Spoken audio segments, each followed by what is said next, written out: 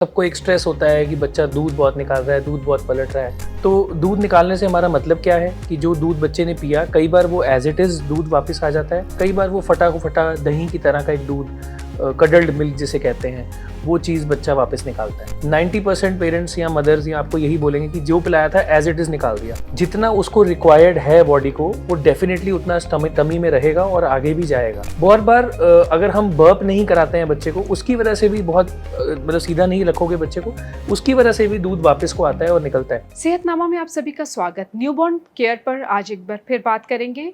बच्चे को दूध पिलाओ, बच्चा दूध निकाल देता है, कितना नॉर्मल है?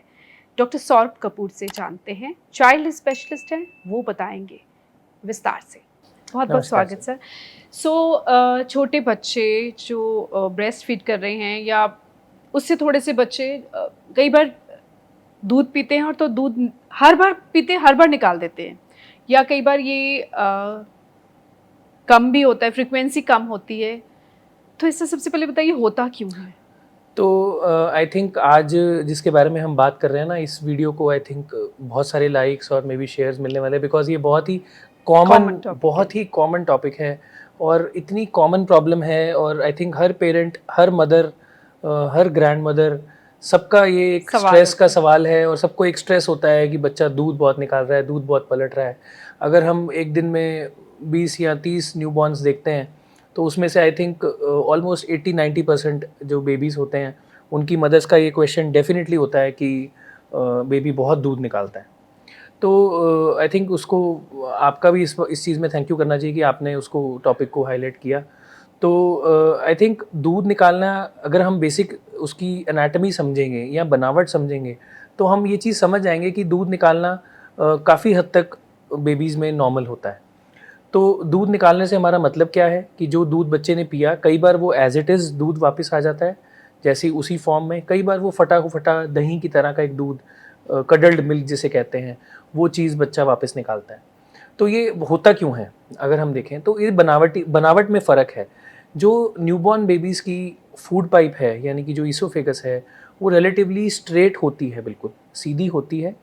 और उसका जो नीचे वाला हिस्सा है, लोअर एंड है, जो पेट के अंदर जाके खुलता है, वो बहुत लूज़ होता है। तो उसके अंदर स्फिंक्टर्स या कुछ रबर बैंड जैसी चीज़ें होती हैं जो हम लोगों के भी होती हैं, बट उनका फंक्शनिंग अभी प्रॉपर नहीं होती, तो वो लूज़ होता है। तो वो नीचे वाला हिस्सा थोड़ा खुला होता है।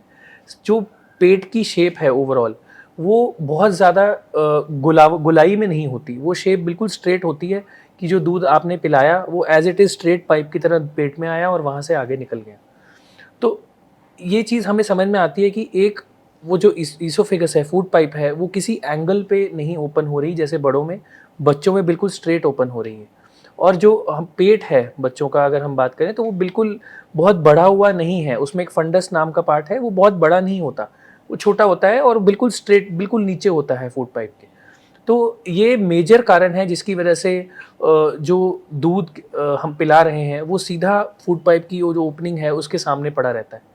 तो जैसे ही हम दूध पिलाते हैं या हम ओवर फीड करते हैं या कई बार बच्चा इमीडिएटली नॉर्मली भी फीड करता है, तो वो सारा दूध कई बार आगे को नहीं जाता, जो आगे की ड्यूोडेनम पार्ट है स्टमक का आगे वाला, उसमें नहीं जाता, अभी वहीं पे ही पड़ा होता है। और जैसे ही थोड़ी बहुत मूवमेंट भी करोगे, हिलाओगे, तो वो दूध वापस आएगा और वो फूड पाइप के रास्ते से वापस आके बच्चा उल्टी कर सकता है। तो ये एब्सोल्युटली नॉर्मल है क्योंकि ये बनावट ही ऐसी है बच्चे की। जैसे जैसे बच्चे की उम्र बढ़ती जाएगी, ये फूड पाइप की शेप चेंज होती जाएगी, नीचे वाले जो रबर बैंड या स्फिंक्टर की हम बात कर रहे हैं वो टाइट होते जाएंगे, पेट की शेप भी बड़ी होती जाएगी। तो ओवरऑल जो ये रिफ्लक्स है या जो दूध वापस आ रहा है, ये कम होता जाएगा। अब सवाल ये है कि कितनी क्वांटिटी में बच्चा दूध निकाल रहा है जो नॉर्मल है? तो ये क्वेश्चन ना आपको हम जब सुनते हैं, पेरेंट्स बताते हैं कि बच्चा पूरे का पूरा दूध निकाल देता है, 90% पेरेंट्स या मदर्स या आपको यही बोलेंगे कि जो पिलाया था एज इट इज़ निकाल दिया, जबकि वो ऐसा नहीं है।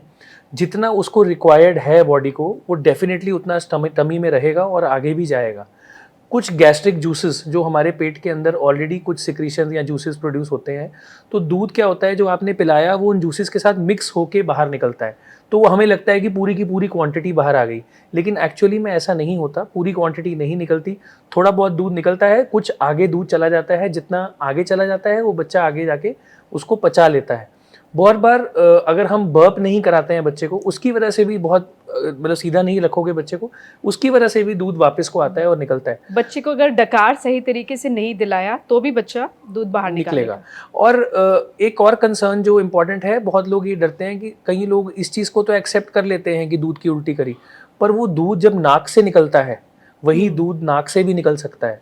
तो इस चीज़ पे बहुत डेंजरस लोग इसको समझते हैं और तुरंत पैनिक कर जाते हैं। तो देखो, as a parent definitely panicking situation होती है कि जो दूध है वो नाक से बच्चे ने उल्टी करके बाहर निकाला, बट ये बात समझेंगे अगेन, हमारी जो बनावट है तो हमारा गला और जो नाक है वो कनेक्टेड है पीछे से। तो जो दूध वापस आया है, ज़रूरी नहीं है कि वो सारा का सारा मुंह से ही निकले। अगर बच्चा लेटा हुआ है या आपने जब तक उसको आप उठा रहे हैं तब तक कुछ ना कुछ दूध जो है वो नाक में भी जा सकता है, तो वो नोज से भी बच्चा उल्टी करके दूध बाहर निकाल सकता है। तो उसमें कोई घबराने वाली बात नहीं है। आप बच्चे को कंधे से लगाइए, उसको एक तरफ टर्न करके रखिए मुंह को, और अगर आपको लग रहा है कि नाक के अंदर दूध गया है तो उसको क्लीन कर सकते हैं आप सिंपल हैंकी से या सिंपल जो बच्चों के वाइप्स होते हैं उससे, और उसके अंदर नेज़ो क्लियर ड्रॉप्स का आप इस्तेमाल करके सलाइन ड्रॉप्स डाल दीजिए। वो सलाइन ड्रॉप्स डालेंगे तो उससे नाक खुल जाएगा और बच्चा ब्रीथ कंफर्टेबली कर पाएगा। तो उस सिचुएशन में पैनिक नहीं करना है, ये बिल्कुल नॉर्मल है। अगर दूध नाक से भी निकल जाए तो भी कोई घबराने की बात नहीं है। बस उसको कंधे से लगाओ, एक तरफ टर्न करो और बच्चे को सहलाने की कोशिश करो और डिकार दिलाओ बच्चे को। तो जनरली बच्चे को अगर सही तरीके से डकार दिला जाए तो ये प्रॉब्लम थोड़ी सी प्रिवेंटेबल है, सॉल्व हो जाती है। बट कुछ बच्चे फिर भी दूध निकालते हैं। खतरे वाली बात कब? हाँ, तो खतरे वाली बात, या हमें इलाज कब करना है, ये एक इम्पॉर्टेंट एस्पेक्ट है। क्योंकि हम जब भी डॉक्टर के पास जाएंगे, मोस्ट ऑफ अस हमें यही जवाब मिलेगा कि ये नॉर्मल है। तो हमें इलाज कब करना है ये जानना ज़रूरी है। अगर हमें लगे कि रिफ्लक्स इतना ज़्यादा है, दूध इतना ज़्यादा बच्चा निकाल रहा है कि उसका वेट नहीं बढ़ रहा, बच्चे की ग्रोथ प्रॉपर नहीं हो पा रही है, हम जो 15-20 दिन महीने में एक बार डॉक्टर को विजिट करते हैं, उस विजिट में हम चेक करते हैं बच्चे का वेट कितना है, उसकी हाइट कितनी है। अगर उसका वेट ग्रोथ में हमें लगे कि प्रॉब्लम हो रही है, इतना दूध वापस आ रहा है, तो उसका इलाज करना ज़रूरी होता है। और अगर हम इलाज की बात करें तो हमारे पास बहुत सारी कोई चीज़ें नहीं हैं कि हम इलाज कर पाएँ, क्योंकि जो बनावटी चीज़ है वो तो वैसे ही रहनी है। उसमें भी 90% जो है वो पोजिशनल चेंजेस हैं कि फीड करते हुए बच्चे को इंक्लाइंड रखें ताकि दूध वापस कम आए, सिर थोड़ा ऊँचा रहना चाहिए बॉडी से, ठीक है। तो ये इंक्लाइंड रखना है बच्चे को जब भी फीड कराना है। फीड कराते हुए अगर आपको लगता है कि दूध ज़्यादा निकालता है तो स्मॉल क्वांटिटीज़ में फीड दे के इंटरमिटेंट बर्पिंग कीजिए कि 10 मिनट 15 मिनट दूध पिला दिया, उसके बाद ज़रा 10 मिनट डिकार दिला दिया, फिर बच्चे को फिर से दूध पिला दिया। तो ये एक इंपॉर्टेंट तरीका है जिससे बच्चा रिफ्लक्स आप प्रिवेंट कर सकते हैं। तीसरा, ओवर फीड मत कीजिए। हर भूख का मतलब ये नहीं है कि बच्चे को भूख लगी है, हर पर रोने का मतलब ये नहीं है कि बच्चे को भूख लगी। तो बहुत लोग ना मिस उसको कंसेप्ट को करते हैं कि अगर बच्चा रो रहा है तो उसको भूख लगी है। तो हर रोने पे दूध नहीं पिलाना, ये मैं अपने सारे पेशेंट्स को बोलता हूँ कि हर रोने पे दूध मत पिलाओ, क्योंकि रोने के बहुत सारे कारण हैं। तो आप कारण ढूंढने की कोशिश कीजिए कि बच्चा क्यों रो रहा है। रोते हुए बच्चे के मुंह में अगर आप निपल डालेंगे या फीड कराने की कोशिश करेंगे तो बच्चा दूध को सकल करना शुरू कर देगा, क्योंकि वो उसका एक रिफ्लेक्स है, एक सूदिंग बिहेवियर है उसका। इसका मतलब ये नहीं है उसको भूख लगी है। तो उस चक्कर में वो ज़्यादा दूध पी जाते हैं और ज़्यादा दूध पीने से फिर रिफ्लक्स होता है, वो और रोता है, हम और दूध पिलाते हैं, वो और रिफ्लक्स होता है। तो एक विशियस साइकिल बन जाता है जो टूटता ही नहीं है। तो हमें ये चीज़ समझनी ज़रूरी है कि हर रोने पे दूध नहीं पिलाना बच्चे को। कई बार ऐसा होता है कि बच्चे चोक करना शुरू कर देता है, उसको लगता है जैसे सांस नहीं आ रही है दूध निकालते हुए, तो क्या तब डरने की बात है? बिल्कुल, तो ये एक आपने अच्छा पॉइंट रेज़ किया कि हम हर चीज़ को नॉर्मल बोलते जा रहे हैं। तो डेफिनेटली हमें इस ऐसे पॉइंट पे बहुत बिवेड रहना है। अगर हमें लगे कि जब बच्चा दूध निकाल रहा है उस टाइम पे वो चोक कर रहा है, नीला पड़ रहा है या सांस नहीं ले पा रहा है, तो इट इज़ वेरी इंपॉर्टेंट कि हम, जैसे हमने पहले बताया, कि बच्चे को एक साइड को टर्न कर दें और उसको कंधे से लगा लें। जब आप उसको एक साइड टर्न करके कंधे से लगाते हैं तो उसका जो सांस लेने का रास्ता है वो क्लियर आउट हो जाता है।